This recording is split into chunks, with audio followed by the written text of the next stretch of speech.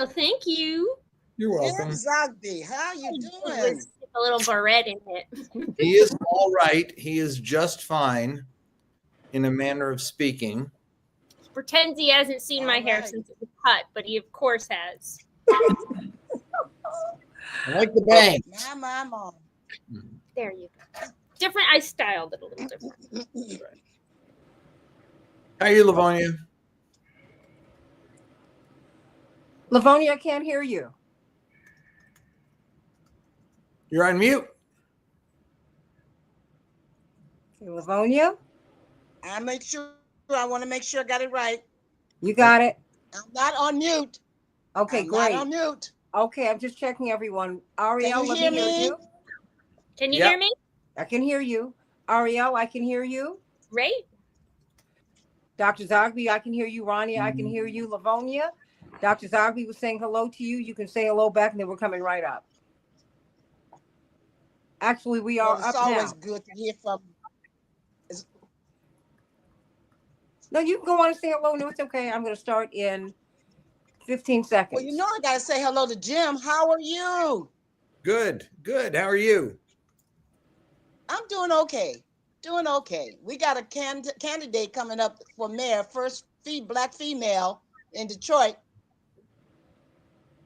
Ooh. Now, Livonia, I'm going to need you to look down. There you go. Gotcha. That's right. Okay. Thank you. But he wanted to know who. I'll give you 20 seconds. Who? Mary Sheffield. Okay. Is that Horace Sheffield's daughter? Absolutely. Okay. Okay, everybody, we're coming up in 3. Hey, everybody. Welcome to the Santita Jackson Show here on AM 950 Radio, the voice of progressive Minnesota. It's a joy to be with you. The gang's all here. I'm so excited to have so many of my nearest and dearest and oldest friends with me. My Uncle Jim, Dr. James Zogby, of course. Well, it's a slip. Of course, veteran of the Democratic National Committee and of Democratic politics, and indeed of American and global politics. It's always an honor to have him with us as he helps us to frame this discussion today. Ariel Gold, Fellowship of Reconciliation Executive Director. And all of my sisters beloved, Livonia Perryman, of course, you and Dr. Zogby worked together decades ago on the Jackson campaign. It's always wonderful. I'm getting a flashback. Rania Patrice, my sister beloved down there babysitting. I know something about that. I have been on auntie duty. So everybody, let's get to it. The Democrats, the DNC had a meeting, an emergency meeting. And it was something I know that Roots Action and Norman Solomon and Jeff Cohen and Seth Rosenthal and India and so many people on the progressive side have been calling for an emergency meeting. CNN just reported some pretty dire statistics. The Republicans resonate more deeply at this time with the voting public than Democrats do. What is going on, everybody? What is happening? And what is the message? What are the Democrats missing? There will be a vote to see if David Hogg will be kept on. And some people are saying, okay, now, how's that supposed to work? Whatever the internals are of the party, the optics are a little different. They're not good because you have a young man who, to outsiders, looks like he wants to shake things up. And let us be very clear. Things need to be shaken up. And let us also be very clear that there was not a landslide victory over Kamala Harris. There was not. She came well within 2 percentage points of winning the popular vote. And the parts of her campaign with which she resonated most profoundly, most positively with the Democratic electorate and those who were Democratic sympathetic, the donors told her to step away from price gouging. Donors told her not to touch ceasefire.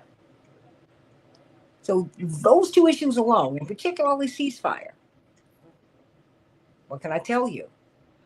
And we need to know, and so Ariel Gold and Dr. James Zogby got me into Washington to their DNC meeting to see if we could help to move the needle just a bit just giving it just one more shot, because Dr. Zogby historically has represented and represents uh, the outsiders who sought to get in, and who finally got in, and who invigorated and reinvigorated the party. Be very, very clear. The reason you got a Bill Clinton and a Barack Obama is because of the work that Jim Zogby and others have been doing, Livonia, down through the years.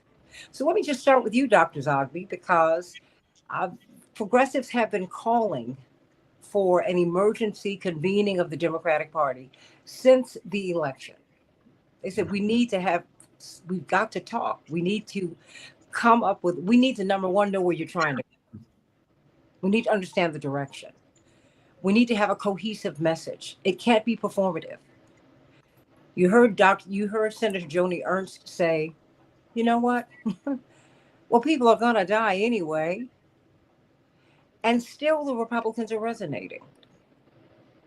People are scared out here to the deeper point there, Dr. Zogby. People are frightened to death because these checks are slowing down. Doge has disrupted the government and the delivery system. So help me to understand what the Democrats are doing, Dr. Zogby. What are they doing? You were pleading with the party to come together and talk to the people. I saw you do it. And you told us not to give up on the party, Ariel. As I was about to pull my hair out one more time. So help me, Dr. Zogby. I did pull mine out, but look, it already grew back some. Look, it's flag game. Hello. Thank God for heat. But there you go. Dr. Zogby, what was this emergency meeting about? Who was there? Progressives have been calling for an emergency meeting, but this was not that. It was a regularly scheduled executive committee meeting, and it was par for the course. I've argued for years now that being a member of the DNC is being a prop to fill a chair, to listen to speeches. And I can say this because I'm Catholic. It's like going to church. You know when to stand up, you know when to sit down, you know when to clap, you know when to leave, and you also know not to ask any questions. Because if you ask a question, you become like Comrade Trotsky. It's like, who's this guy here, and what's he trying to do to destroy things? But I've been dealing with this for years, and I have ideas about reform. They decided not to do any of those. So, but this was a regularly scheduled meeting, and in the parts that I listened to, it was as par for the course. It was speeches, and a lot of it was staff, professional staff who were talking about, I can pretty much write the script of a speech at a DNC meeting.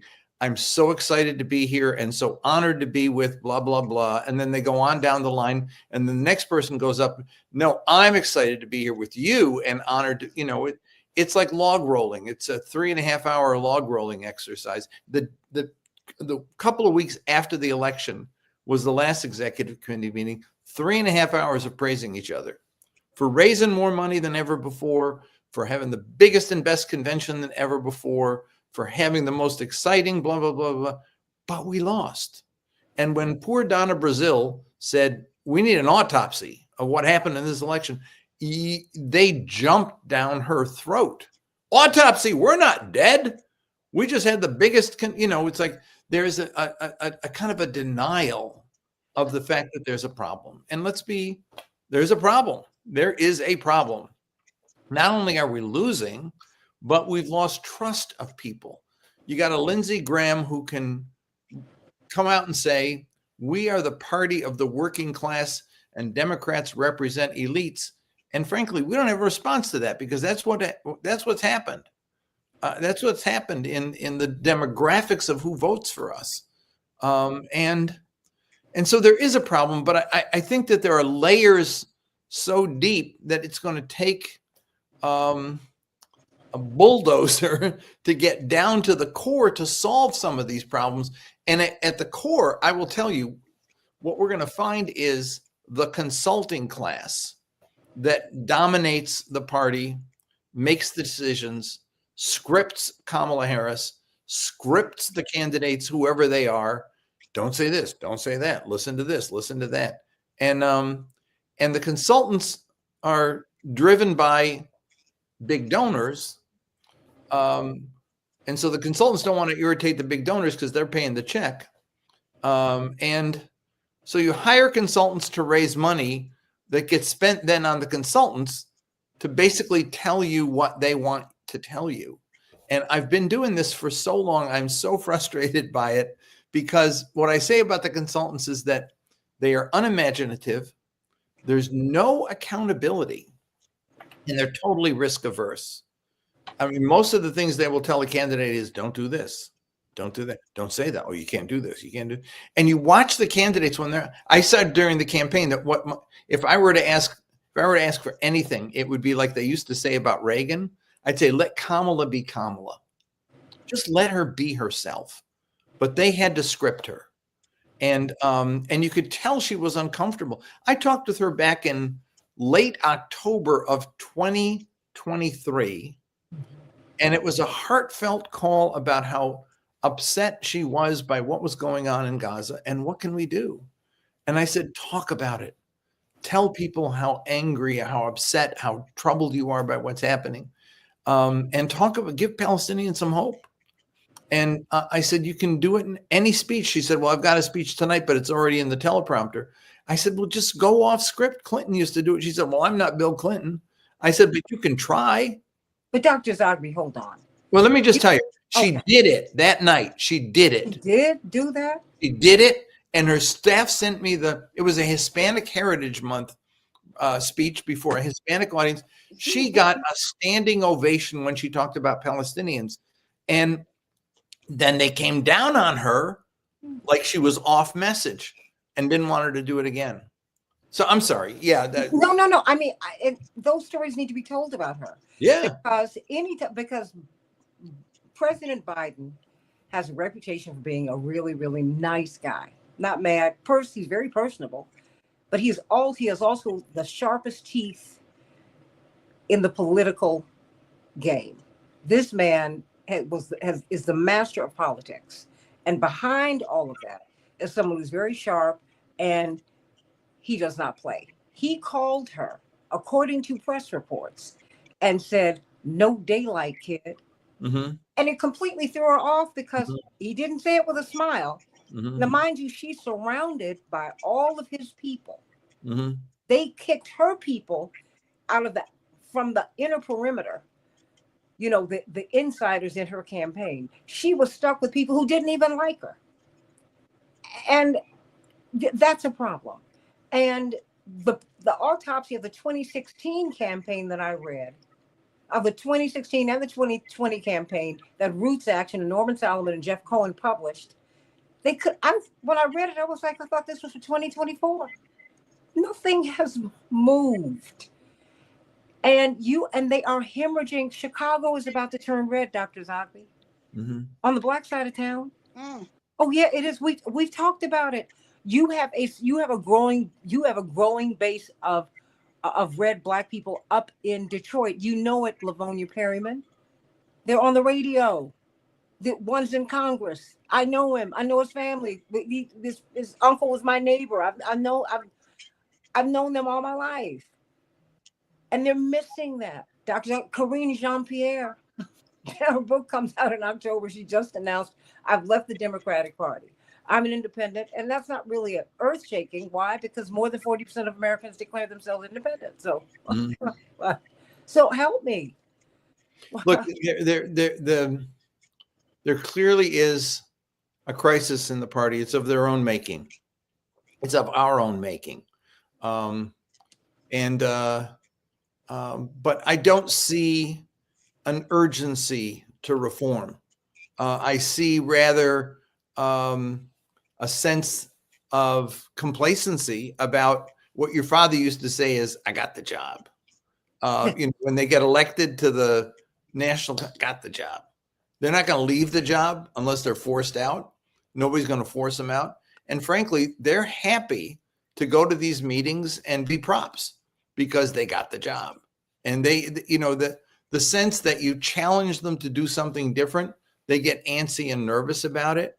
And that is, I feel bad for Ken Martin because his instinct is good. He wants to reform the party, but he's in a position very much like Pope Francis, where he's got this college of cardinals and these bishops and these entrenched old fat guys who are, been there and they're not moving at all. And so he can change the style, but to threaten the substance, I mean, he can meet with gays and say, who am I to judge, and welcome them and hug them and do all, but change policy?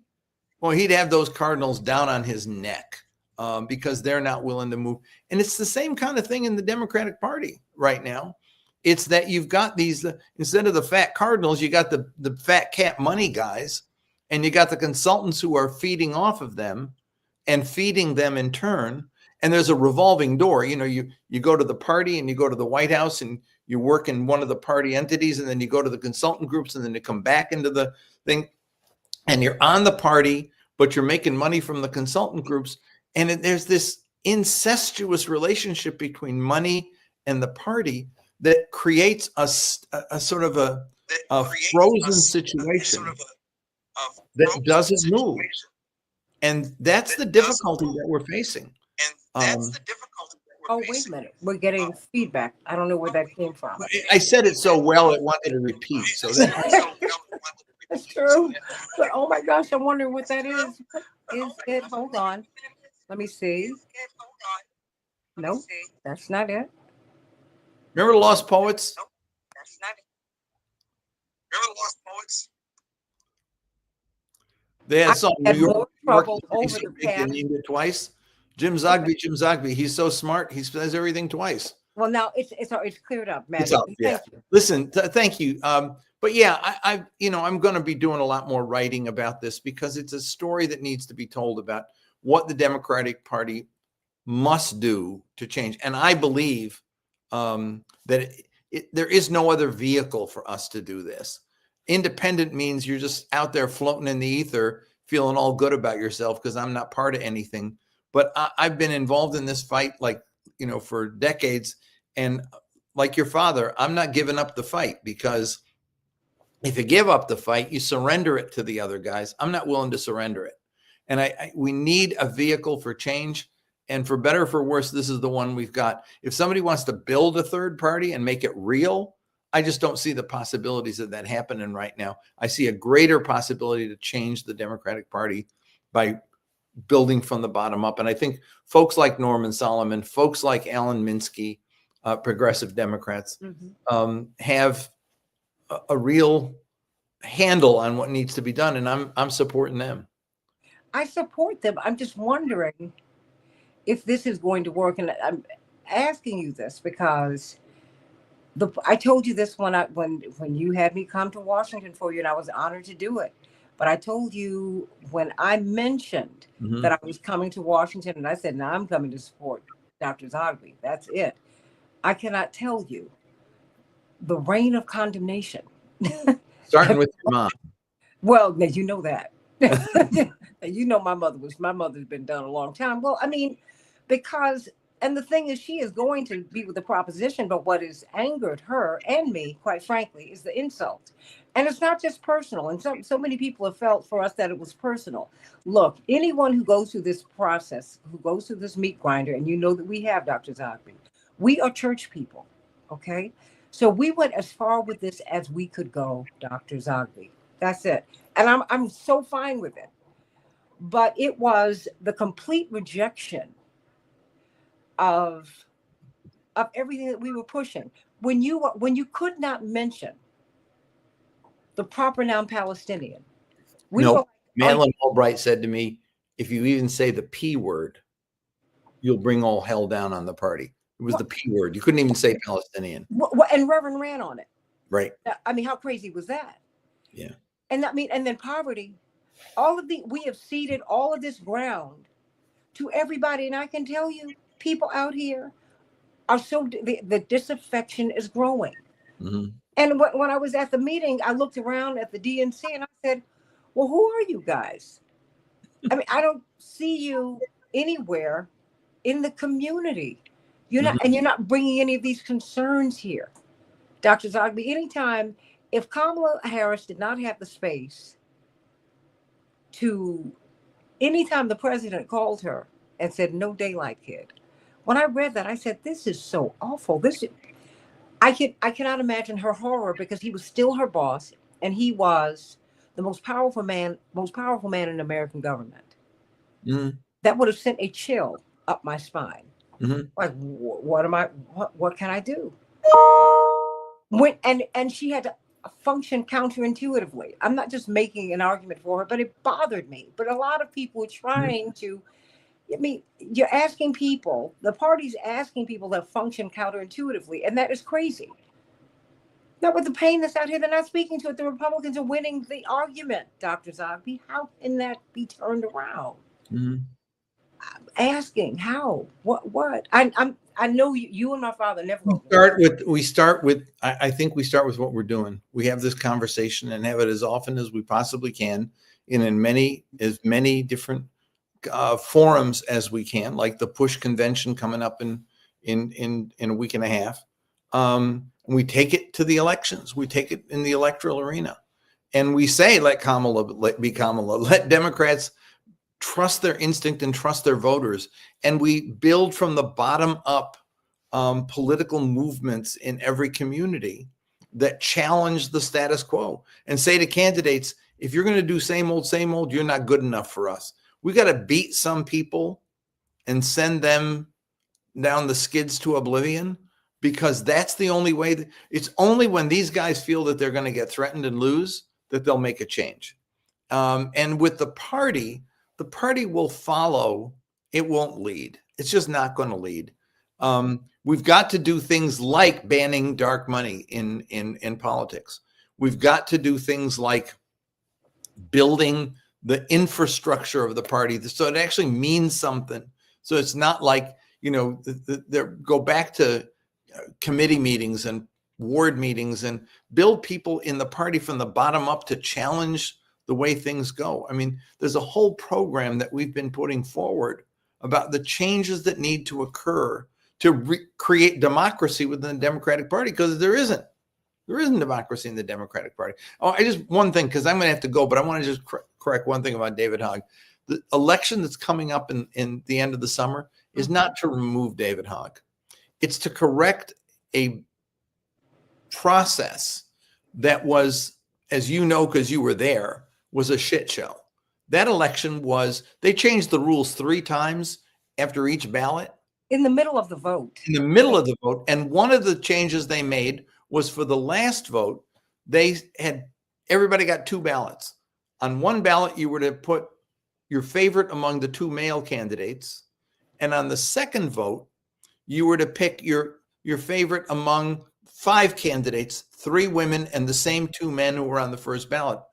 And what they did was they counted the 2 ballots together, which meant that the men candidates there were 418 voters. It meant that there were 836 votes that the men got, and the women candidate only got 418 votes. So the men had twice as the chance that the men. Of course, the men won. The David Hogg and Malcolm Kenyatta. And so there was a rule challenge on the way the election was conducted, and it was proper. Native American woman from Oklahoma, Kaylin Free, challenged, and her challenge was accepted. And so the vote is being redone. Now, David Hogg is never shy to make everything about him, and so decided that he would make the case, they're just trying to get rid of me. And that's not true. And I think, on the other hand, Malcolm Kenyatta, who also, his election was also null and void. He was one of the other men. He has been very smart about this, saying the rules are the rules, and I'm going to do what I'm going to do. This is not about me. This is about doing it right. And I hope Malcolm wins. But David wanted it to be about him and is making it about him. And it's unfortunate. It was an improperly run election, and it needed to get redone, bottom line. And it's an embarrassment, but for God's sake, I've been on the DNC for 32 years. We've had 2 elections in those 32 years. That's it. and we did them both, handled them so poorly. It's tough to argue to the American voters, we want to run your government when we can't run our own elections in the party. I mean, and Dr. Zogby, when you eliminated primary. Yeah. I mean, you just know that when you keep on going with this, and the optics on David Hogg are not good. No, I know. I mean, whatever his personal foibles are, I get it. But when you have someone who is talking about reform and, well, he's not going to primary Pelosi and, the party stalwarts, but, the optics on it just aren't good. Right. Although I think there is a case to be made that if you're vice chair of the Democratic Party and you're raising money, using that post to raise money to support your PAC, and you're using that PAC to defeat candidates, that puts a party in. If every person who was a vice chair or officer in the Democratic Party had their own PAC and was using it to support candidates of their choice, there'd be chaos. And so I think the only thing that they've told him was, you can do your PAC and you can support opposition candidates. You just can't use your position as vice chair of the party to raise money for that PAC and do it. That's inappropriate. And he ought to do better. Isn't that what he's doing? That is what he's doing. He's writing to people saying, I'm a vice chair of the Democratic Party and I want you to give money to my PAC so that I can defeat Democrats incumbents. That's not appropriate. It's just inappropriate. You're right, but what's past is precedent, because unfortunately Obama never turned his list back over to the party, right? That's right. I mean, look, we got problems galore. Got to honor them all. Well, you know what? I'm so glad that you joined us today, because I think you've given us a proper frame, because, we're going to work out the problems. I know we are, because and we've got them, but we've got to work things out, because the people are depending upon us to do it. Yeah. And I don't know what else to say. Is there anything else you'd like to offer up before you go? No. What?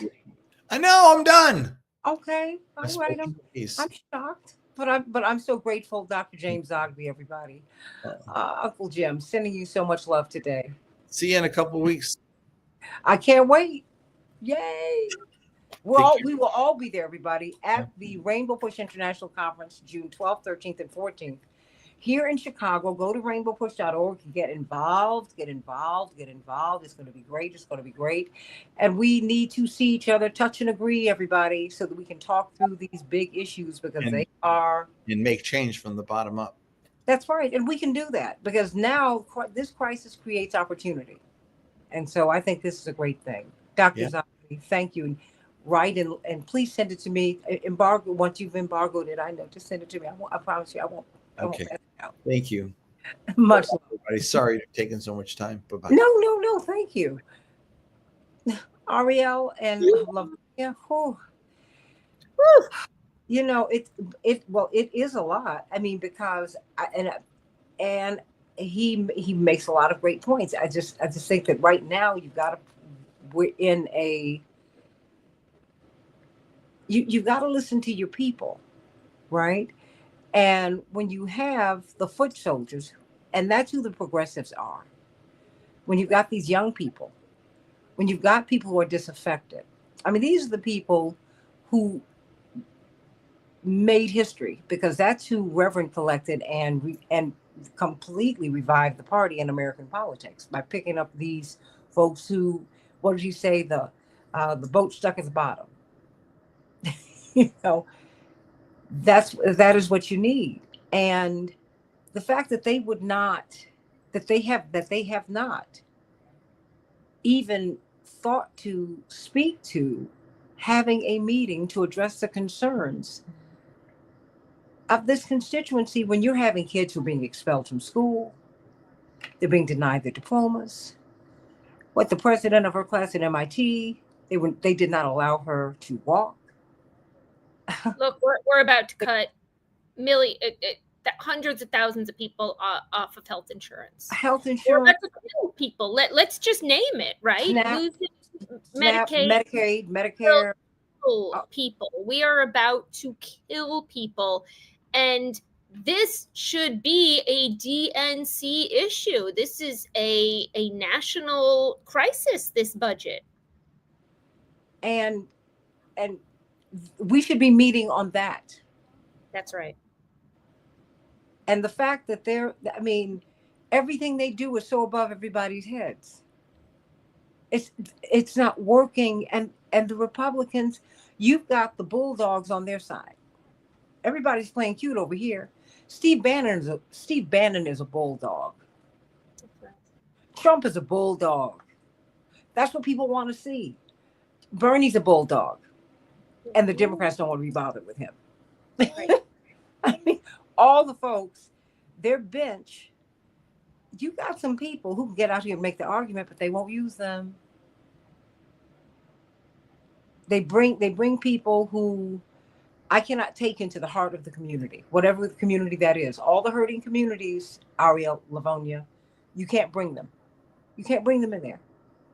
So, Livonia, what say you? Because they still have not had that meeting. Oh, unmute.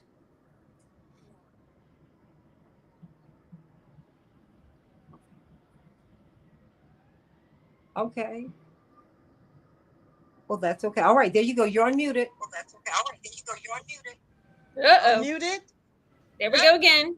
Okay, there you are. Okay, there you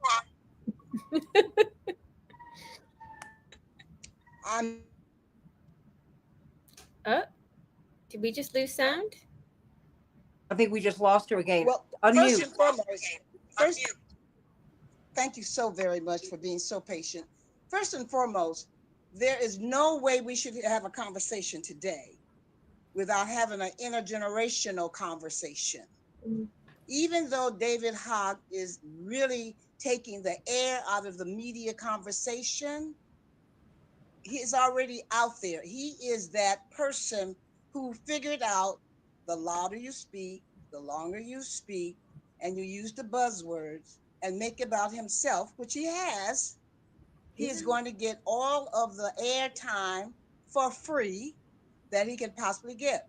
So it sure doesn't look good for the Democrats to have a young man who went through a horrific experience saying to the granddaddies of the Democratic Party that you need to go sit down or play golf, which should have been the conversation. And they should have known who David Hogg is, even when he was 19, 20 years old, that the conversation should have been, we are glad that you are in the fold. And this is how these are the rules. There are certain rules within, like Zogby said, in the Catholic Church, I'm Catholic, there are rules. The rules will never change. I don't know where they decided to call me today. Isn't this amazing? Oh no, just come closer. Wherever you were, come closer. How to turn it up. Okay. Wherever you were, come closer. Yes. I will. But anyway, the rules have not changed. I was on the ground since 1984 by the blessings of Reverend Jesse Jackson. And even in 2016 election with Hillary, everybody was there. We saw it. He is absolutely correct. Dr. Zogby is right. The consultants on the ground were ruling the message, moving the votes. They were the ones who were inviting people to the meetings. And guess what they would do after their meeting? This is true now, because I was there. They would go back to their office, the consultants, when Hillary Clinton was running, smoke cigarettes and calculate the numbers that they could get and report it to Brooklyn. That's what they did. They did it for 9 weeks. I can tell you that happened in 2016, it happened in 2020, and it happened in 2024 with Harris. You are absolutely correct. She was hand-tied when she came to Michigan. She was hand-tied when she went to Illinois. She was hand-tied when she went to Mississippi. By not just the people around her, but she was hand-tied by the party. She was hand-tied by the people who were on the ground. She was hand-tied by the donors. Her message was, and her gut was, I am here for the people and I can win this. even with only 100 days. Who can win? You would not line up LeBron James with two people who could not play ball, but that's what they did. The party set her up and expect her to walk water, not the Blessed Virgin Mary.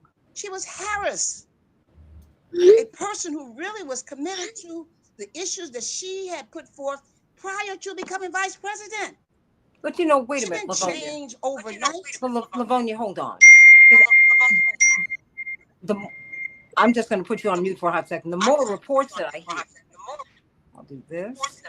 The more reports that I hear, the more that I wonder if they really wanted her to win, because you can hear how resentful they. No, I mean, I'm just putting it out there. You can hear the books that are coming out fast and furious, right? Ariel, Lavonia. There was so much resentment. There's still anger that Biden wasn't on the ticket. I'm like, how can you be angry about that? We saw you. Are you serious right now? And because the advice that they gave her and the people who were running her campaign had planned to, they were there to run the Biden campaign. She couldn't even get her people in. You know how important it is in a campaign to have your loyalists. You know how important it is in a campaign to have your people, because your people are covering your back. You do remember when Reverend gave his speech in 1988, everyone knows my father has asthma. And before you go out and speak, you do a run through, right? So, and they will adjust, and this is 40 years ago almost. They would adjust the podium to your height. So they wanted us to go out there because I was 5'7", Johnny was 6 feet, Yusef 6'1", Jesse's 5'9". My sister at the time was about 5'6.5", and so they were going to adjust. But they also have an air conditioner at you, just below your waist, so they can keep you cool and you don't sweat, right? So you don't give a bad appearance. Do you know they turned that thing on? My father's suit was waving like he was in a windstorm. So my mother said, oh my goodness, we've got to stop this, because they were saying we can't turn it off. We said, really? No, we can't turn it off. My mother said he will start sneezing. So there's a picture of my brother Jesse, who had crawled up, who has asthma also. And he had crawled up there, and he literally put his body on the vent until we could slide a piece of cardboard there. Oh, this is while he's speaking. My brother's crawling on the ground. His back is up against the vent, so my father just starts. These are the games that these people play. That's my point. So when Dr. Zagri talks about my mother being through, when I cannot even begin to tell you the insults. And see, the thing is, we can take it. But it's these people, these nameless, faceless people, Ariel and Lavonia, who came out of nowhere, who had been discounted, who stopped believing in the process, who the party had not even, who they count on, but they had never counted. That's the insult. And we're seeing it happen over and over and over again. Now, Lavonia, now you go on and you go on and talk about that part. Huh. Because that's what gets me. Okay, you're muted. I'm muted. Nope. The people, the people on the ground, thank you so very much. I really appreciate everyone who is being so patient with us. But the people on the ground, our friends, our neighbors, the relatives that we have, the voters, these are voters. But they're more important than that. These are the folk who are begging and looking and seeking and hoping that the people that they voted for to send to Washington, D.C., House of Representatives, senators, PTA members, city council, commissioners, delegates, they're counting on them to save the Peace Corps. Hello, save Job Corps, save SNAP, save WIC, save all these organizations and companies that have made a difference in many people's lives. Right now, Cuomo says that we should not be focused on just putting down Trump. We should be looking at the programs, the institutions, the money that is being ripped apart from the communities. That's what we should be looking for. Plus, as a journalist, the message for the Democrats has been, as one would say on the street, whap. There is no consistent message that we shall overcome. We got your back. Keep hope alive. We can win. There is no message right now. We are having a discussion today, June 4th, about a conflict within the party the party that should be for the people. That message should be for the people, and that message should be, we got your back and we're going to take care of you. Wait a minute, in Livonia, Yes. the election was 8 months ago. It's like you all haven't done a postmortem. And what is that? A 5-year-old could write a message by now. It's 8 months. A 5-year-old could write a message that would resonate in the community. There should be action, not just the message. We don't have the luxury, party members, regardless of party, as a country, as individuals, we don't have the luxury of just waiting around for somebody else to make the difference. We collectively have to do this together. And really, I'm telling you, some of the Republicans are looking like side-eyed, and I said, oh, I didn't know I was going to be caught up in this. I need some help too. I didn't know that 18,000 people might get furloughed, and maybe 5,000 might be Republicans, maybe 8,000 might be white women. They did not believe. Why? Because we did not, on the Democratic side, give them the impression that we knew what we were doing. We were entitled, and chaos erupted. Chaos erupted, not in the Democrat and not in the Republican Party. It erupted in our party. I'm not going anywhere. As Jim Zogby and your dad have said, I'm fighting this one out. This is a challenge. We got to put on, as they say, put our boots on the ground and really start kicking butt just like the Republicans. I keep telling you all, you cannot fight a pit bull over there in the White House with a poodle. Absolutely, it's not going to happen. It's not going to work. We got to do better than what we're doing, and we can. And guess what, guys? We must. Ariel, help me. Lisa Profundo said they didn't want her to win. I don't know what's going on with me. That Lisa didn't want. Lisa says, they didn't want. Wow, it's me. I don't know what it is. They didn't want Kamala to win. And, as we're reading these stories, because, that's part of the issue too, Ariel. Just because we saw them under Bernie. We saw that. The people who can move the needle, we've seen them undermine them. They do that. They do it all the time. So what's going on? What is that? I don't know. What's that sound anyway? So I just want to know, Ariel, you help me to understand what it is that you see, because we got to do something. Because it's like all this low hanging fruit, and they're not touching it. One of the things I was thinking about is, as we were talking about David Hogg and just kind of this mess that's been created, is all of this airtime that's going into this, fight between Hogg and the DNC and all of that. And I think they're saying by July 4th, very much in the dark, because it passed in the House in the dark at some ungodly hour of the morning, this big, horrible, atrocious budget bill is about to go through, to remove people from Medicaid, to cut Section 8 housing, to cut SNAP food stamp benefits, and on and on and on. And it will be the largest transfer of wealth in history. And so, I that's where I take issue with Hogg. Like, this is not about you, David Hogg. This is not about you. And, that's great. You want to do things. That's great. But you've got the airtime right now. You're on the air. use it for what matters to the people. And that's how we build from the bottom up. Like, how do we get back who we've lost to the Republicans? Because they've been listening to poor people.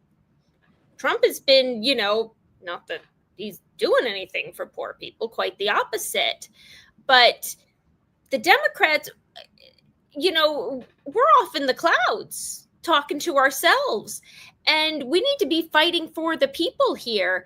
And that, if you've got the nation's ear, use it right now and build the party that way. Build the party for the needy, like your dad did, right? By the people, for the people. But I think also, to be frank with you, Reverend's legacy has been so abused, because what he was trying to do was help to create a more perfect union. Because this was never for him just about a Democratic Party. This was the horse we had to ride in on, and that was okay. That was all fine, well and good. Because he ran in the Reagan era. What was he going to do? Run up against Reagan?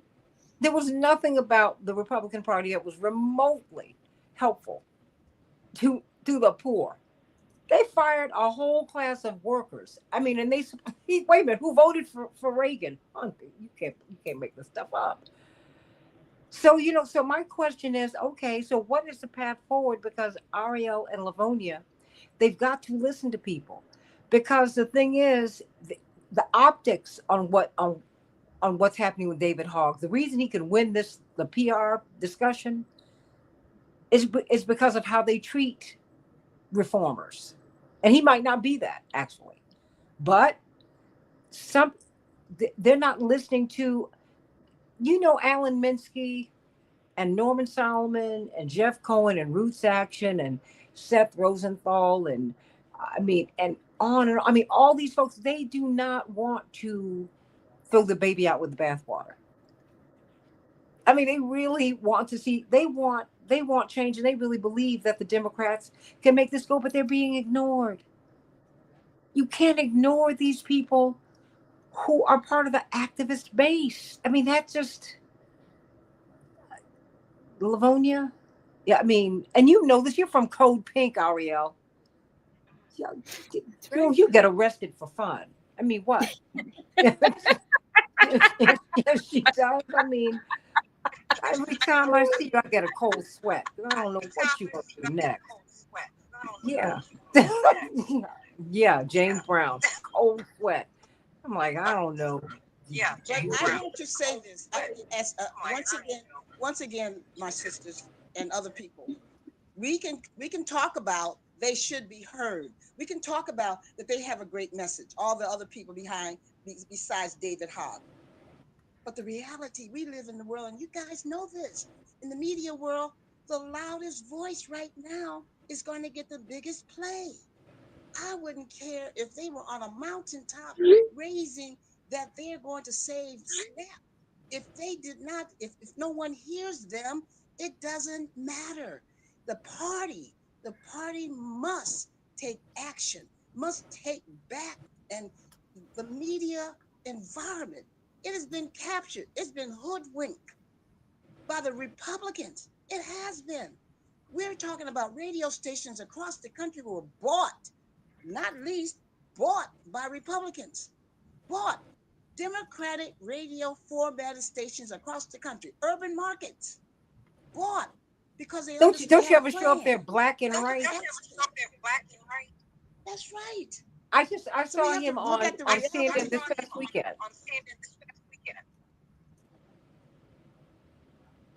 We have to have a plan. We have to be bold about the plan. We have to be righteous about the plan. And we have to have money behind the plan and a voice. So we can have a discussion about who is on first and who's on second, whose voice is being heard is not.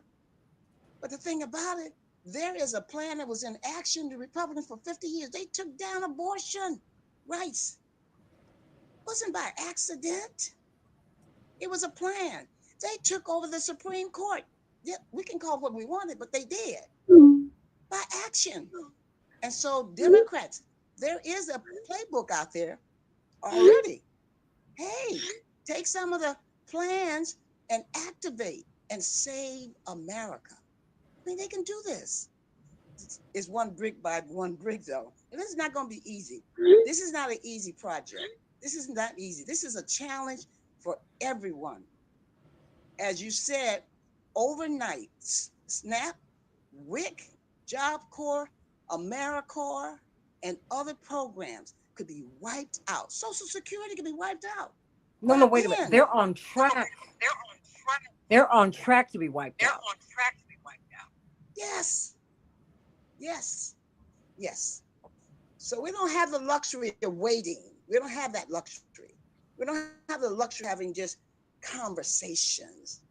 I keep saying, and I believe that there are Democrats who keep ringing my phone, other Democrats who really believe and really okay, wait a minute, Lavonia, I need you to come all the way to your screen. I really believe that there are Democrats who really believe and can make a difference. I'm not giving up on all the Democrats. This is an institution that needs to be revised. That's what it needs to be, revised. An institution that needs to be revised. It needs a little more, how can I say, energy, little robust energy put back into it. Because guess what? They do represent over 30% of the people in the country.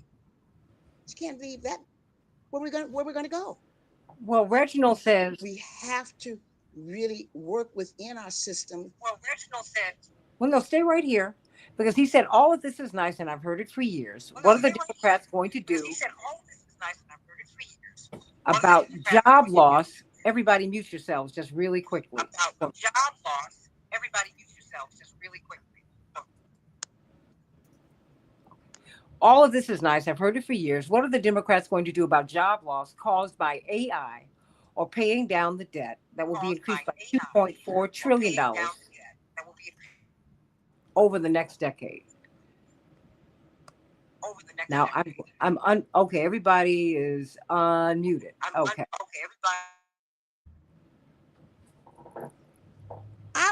Can I say that I want to know what we're going to do about tomorrow? That's what I want to know, what we're going to do about tomorrow. I got the next 10 days, the next decade. But what are we going to do about tomorrow? What are we going to do about the mom and the dads and the aunts and the uncles, the sisters and brothers? What are we going to do about the graduates that just graduated last month? That's where we have to look at that also. That's a track that we have to be a part of. Well, we have a couple minutes left here. Even with this crazy echo, I don't know what's going on. Right, and I'm working with you. Well, right, it's not that bad. But I want to. Well, there's that. Getting weirder and weirder. This is crazy. Okay, but I'm so glad you all stayed with us and you're working with us. I'm hoping that Lavonia will come back, but we have a couple minutes left. We're having a tech issue day. It happens. But we had it yesterday. It's like it's so crazy, and I mean it's the same one. It's crazy. But help me to understand just where do you see this going? Because we've got to bring people under the tent. Because I think Lavonia was making the point. Lavonia Perryman, everyone, she was making the point that immediately people are about to start not receiving their checks. The WIC program, SNAP, Medicaid, Medicare, Section 8. Section 8's waiting lists have already been so long that they closed. Most of the waiting lists are closed. The whole New York area. Section 8 waiting lists, you can't even get on them because they were so long to begin with. 10 years before you could get your housing voucher. And that's about to be cut more. It was already so insufficient. And they've been cutting SNAP benefits year after year after year. I remember when I was in graduate school and I got SNAP, and it wasn't even a year sometimes, 6 months, they'd send out a new notice. You're going to be getting less. We're cutting it down. My mom got it for a while, still less and less each year. That was under the Biden administration as well. It's been both parties. And now we're about to just wipe it out further. And so you understand the fierce urgency of now, as Dr. King talked about, right? That right now, I'm not hearing the Democrats talk about this. I'm hearing President Trump give lip service to it, even though he's not telling us the truth. No, the truth is he's about to do this to us. You know, I was just on Monday at the Capitol with Bishop William Barber and pairs of the breach, and a number of disabled folks with cerebral palsy, other disabilities, who went into the U.S. Capitol on Monday and were arrested there because their lives are on the line, because they survive off of Medicaid that pays for them to live and to have independence and to get by in this world. And so I forget if it was 8 or 10 people were arrested inside the Capitol Rotunda. This is the fierce urgency of now.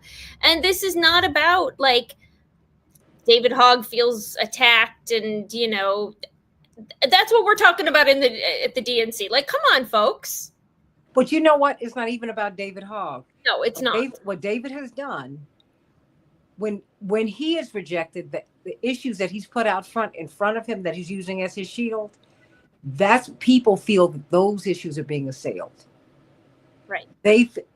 We have to be very careful about that, because whatever his personality quirks are and all of that, this, that, and the third, I got it. What we have to hear is how people are feeling like, wait a minute. But some of these folks need to be primary because they're not fighting hard enough. This is what people are saying out here, Ariel.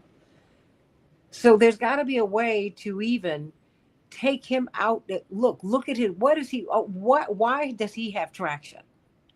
Okay, what is it that he's saying that's resonating with people? Pay attention. You know, you've got to give the Republicans credit. They did not like Donald Trump, the candidate. They couldn't stand him. He is someone who rubs the Republican establishment raw. They can't stand him. They can't stand him now. But guess what? When they saw that he was winning, or when they saw that they could, you know, it's like, we can actually work with this guy. Guess what? They said, all right, we'll swallow hard. I'll hold my nose and vote. And then I'm going to work with them. That's where they were. Democrats don't do that. Nope. And we got to stop doing that. That's right. Oh. And lives are on the line. Girl, when you think of this, show up for the people. Didn't they say at the town hall meeting, people will die? That's right. That's will die. Absolutely. And she went to a graveyard and called herself apologizing. Are you serious? She didn't apologize, though. She said, well, I guess you didn't understand that I meant that people die. And maybe next time I'll do the tooth fairy. What? Oh, wow. Sorry, but Medicaid keeps people alive who are disabled. That has nothing to do. That's not a fairy tale. That is concrete. We are the wealthiest country in the world, and we ought to be able to take care of our people. We ought to be able to take care of people that come here seeking refuge as well. But if we're not going to speak to that, and we're about to spend, 50 million, I believe, on a military parade through Washington, D.C. while people die. Well, but the Democrats, this is their moment, and they're not. The moment. That's right. So what's the point? They should speak to it with Bishop Barber, right? We should have had elected officials there at the rally, at the sermon, in the Capitol Rotunda. Like, this is the moment, and it's civil society, it's church folk, as you named it. It's people of faith, and we're the ones out there putting our bodies on the line and raising the alarm. And if the people we elected are just acting like nothing's happening. And the DNC headquarters is literally just down the hill. That's right. It's just down the hill from the Capitol.